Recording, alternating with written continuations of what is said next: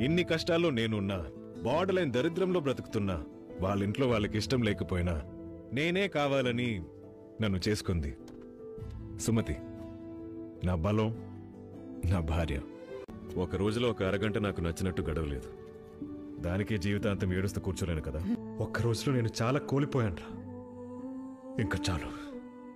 ఇంటికి మాత్రం గెలిచే వెళ్తాను.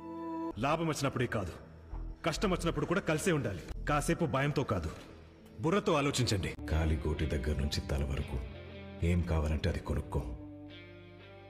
అంత సంపాదించాను. Middle class mentality sir. ఖర్చులన్నీ తగ్గించుకుని రూపాయి దాచుకుంటా. పంతం వస్తే ఒక్క రూపాయి కూడా మిగిలకుండా ఖర్చు పెట్టేస్తాం సార్. This is India. వస్తువు కావాలంటే డబ్బుతో కొనాలి.